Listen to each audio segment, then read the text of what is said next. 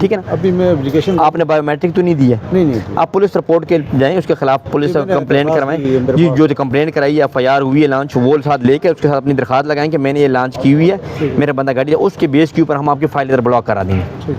उसके बाद वो फर्दर ट्रांसफ़र नहीं करा सकता। बाकी जो लिटिगेशन है वो कोर्ट केस है तो वो कोर्ट में होगा, अगर आपका अपना लेन देन का वो आपस में जो भी होता है। ठीक है, ओके, थैंक यू, शुक्रिया। देखिए जी, हमने यहाँ पे दफ्तर में हर लोगों के लिए अवेयरनेस के लिए बंदे बिठाए हुए हैं। दूसरा ये है कि फैसिलिटेटर हैं, जो लड़के हैं ये फैसिलिटेटर है जी, एक्साइज फैसिलिटेटर के नाम से शर्ट पहनी हुई है बच्चों ने, ये देखें बैक साइड भी।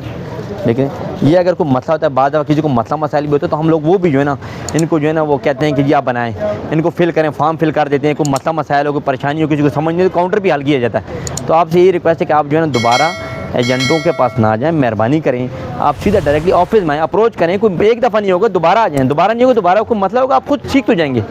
ज़िंदगी सीखने का नाम है। और लोग कहते हैं कि हमारे पास टाइम नहीं है, टाइम किसी के पास भी नहीं है। तो हमारी कोशिश ये है कि आप अपना टाइम थोड़ा निकाल के आया करें। और इसके अलावा अगर आपको पास यहाँ पे टाइम नहीं है तो वहाँ से हमारी एक और वैन जाती है, वो वैन जो है डोर स्टेप के लिए है, वो भी आप बुक करवा सकते हैं, उसके ऊपर भी वो भी जा सकते हैं। दूसरा ये है कि आप पार्क में शाम को जो है ना वहाँ भी रजिस्ट्रेशन और ट्रांसफ़र करवा सकते हैं। अगर यहाँ पे आपको रश लगता है, वहाँ पे एक लाइन में खड़ी हुई एक गाड़ी आएगी, वो आपसे डॉक्यूमेंट लेकर उधर ही एवोल्यूशन होगी, सब काम उधर ही होंगे। मुख्तलिफ पार्क्स में मुख्तलिफ 5 to 5 डेज़ जो है ना वहाँ पर वर्किंग होती है।